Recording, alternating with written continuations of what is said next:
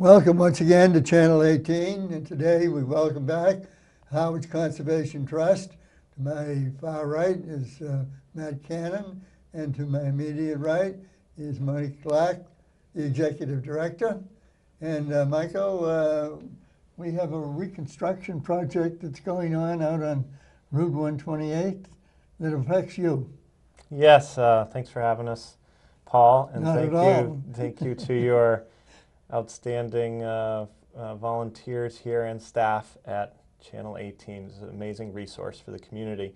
So yes, as you pointed out, there's been a project that was in the works from about this time last year in terms of construction, many years prior in terms of planning and permitting, but certainly finished this past May of this year. No, that's the bridge yes, on Route 28 right. as motorists cross between Chatham and Harwich over Muddy Creek that flows into Pleasant Bay. Mm. And so, as you pointed out, that bridge has offered Muddy Creek a chance to revitalize in terms of water quality, and that also has a connection to our work further upstream with a 17-acre property that has 1,400 feet of shoreline on Muddy Creek. You'll see a map here. In red is the land that I'm talking about, 14 acres in Harwich, 3 acres in Chatham. It's already permitted for a 12-lot subdivision, but we were fortunate to secure a purchase agreement with the Marini family who owns the property. And the good news is that thanks to widespread support, donations small and large, that we have raised the funds to purchase the property. We are still raising additional funds to help with the eco-restoration portion and trail creation parts of the project. Further off to the northeast of your screen to the upper right, you'll see Muddy Creek flowing into Pleasant Bay, and as it intersects with Pleasant Bay there, that's essentially Route 28 crossing the mouth of Muddy Creek where that new bridge is. You see some great photos. That's looking westerly into Muddy Creek from Pleasant Bay. Above is that new bridge crossing, and you can see what it allows folks to do. They can stand up paddleboard, they can kayak or canoe. Some great photos. These provided by Alan Pollock, courtesy of the Cape Cod Chronicle. But it's a wonderful resource. It's very scenic. What you see in front of you as you're kayaking there in that photo is the 1,400 feet of shoreline that is part of the 17-acre Muddy Creek Headwaters project that we're working very hard to preserve and open up in terms of walking trails, hopefully by next summer of 2017.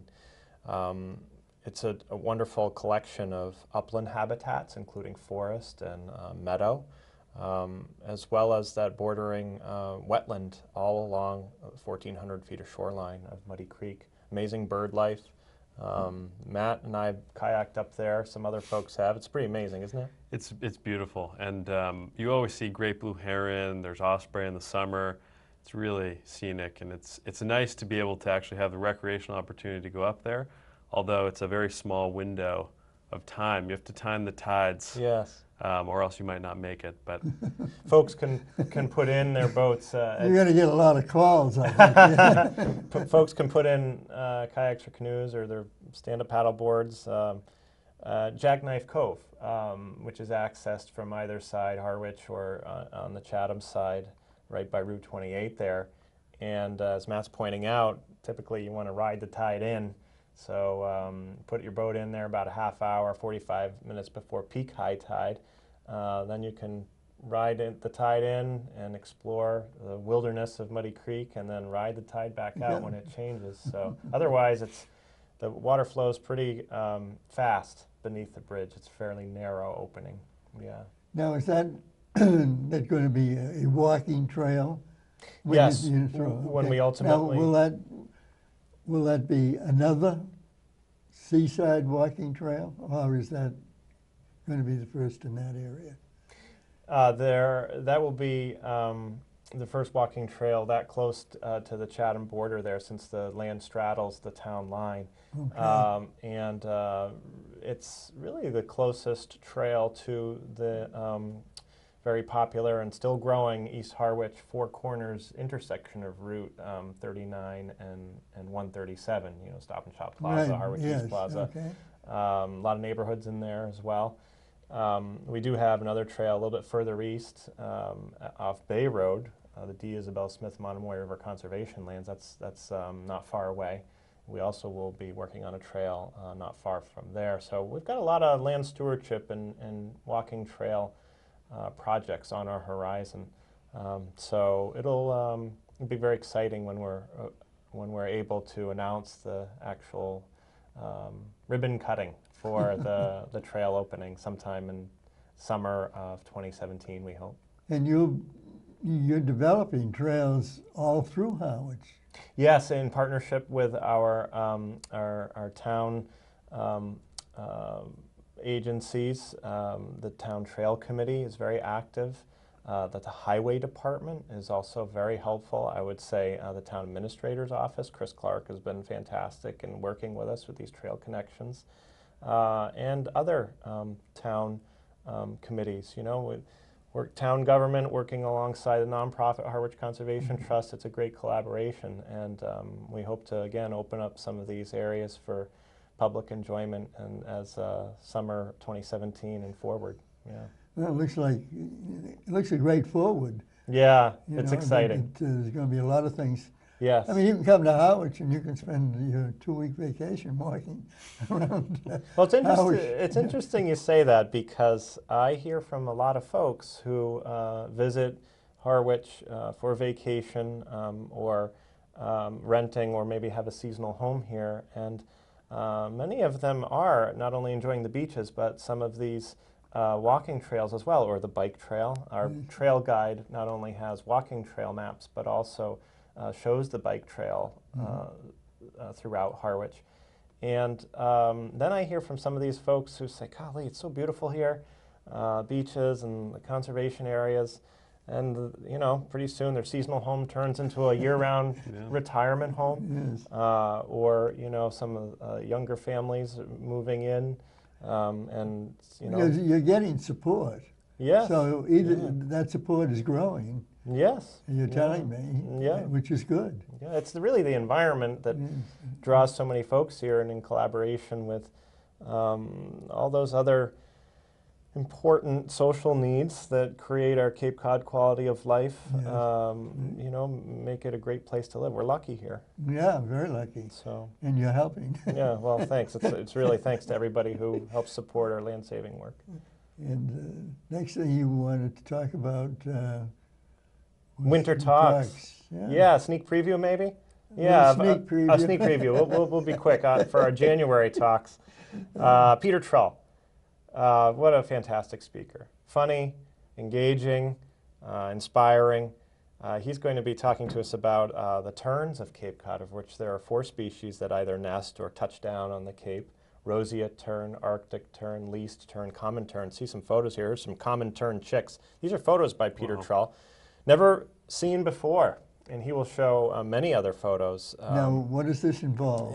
His particular talk is January 7th, Saturday, right here in the community center, 2 p.m., $5 suggested donation per person, and he will take us really on a photo adventure. He's quite an avid photographer, and this is a least tern on eggs. I mean, just to be able to get that close-up image of these really beautiful seabirds is incredible.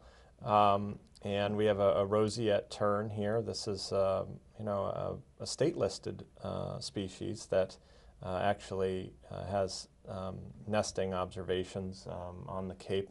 Arctic tern here I'll also talk about. I mean, Arctic terns travel annually a migration route of about 25,000 miles, right? Wow. So Antarctica, they head down there in our winter months, right? The Southern Hemisphere summer months. for their wintering grounds, and then in our summer, Northern Hemisphere summer, they head all the way up to the Arctic for their nesting grounds, and they'll touch down on the Cape as needed for refueling, foraging. So it's going to be fun. Talks with Peter Trull are always a big draw. Well, that's a whole hemisphere Yeah. Oh, that yes. he's talking about. That's really. right. Yeah. So it's going to be exciting. And then on Saturday, January 14th, we're going to talk about the history of the Cape Cod National Seashore with park historian Bill Burke. So National Seashore, right? Cape Cod's one and only national park. And, President Kennedy signed it into law in 1961 after a lot of work. There's a great photo. That's sort of iconic photo. Work by many legislators behind him and beyond the photo itself. Many people across the Cape working hard to create that national park. And, it really crosses 6 outer Cape towns. And, sometimes the idea of a national park wasn't received with open arms, right? That's true. And certainly received warmly by others, and it's... Well, it took away a lot of developed land. Yes, but of course now we've seen such development pressure since then over the decades. And boy, I think we're all thanking our lucky stars that they had the vision back then to create that national park. So we're going to hear more about that history from Bill Burke. Very good. Yeah, and then January 28th, Saturday again, 2 p.m., we'll talk about whale disentanglement with some folks from the Center for Coastal Studies. See some great photos by Peter Trull. Look at that fluke, that whale tail. They get wrapped up in fishing gear. Those people who do that, they can have that job. Yeah, it's quite a, I'm sure we're going to hear some amazing stories. I mean, they head right out there, right? Those first responders from Center for Coastal Studies, these huge animals, right? They're monsters. Yeah, well, and just graceful and beautiful creatures. And, Cape Cod happens to be one of the 10 best whale watching destinations in the world. Really? Yes. In the world? In the world, yeah. Right up there with New Zealand, Hawaii, and other places, and off California. But here we have it right here on the Cape. So that's a rare opportunity itself, and even rarer are these Center for Coastal Studies staffers that will head out as part of their first responder unit for whale disentangling and on the high seas trying to free them. So we're going to hear more about that. It's going to be exciting. They have to be above the water for that to happen. Yeah, we're going to hear all about how they manage that, right? I mean, it's got to be just quite a set of circumstances to allow them to be successful in disentangling some of this gear from an animal of that size right off our coast here. So yeah, it takes a lot of work. Yeah, it sure does. They might be looking for volunteers if you're interested. I don't know. Well, I won't be interested. I'm sorry to tell you. But. No, I'm sure they don't do volunteers for that project. We'll have you at HCT for some other volunteer work. But yeah, so if we have time, we could just talk about a little walking trail opportunity. Why don't we do that? Okay, all right.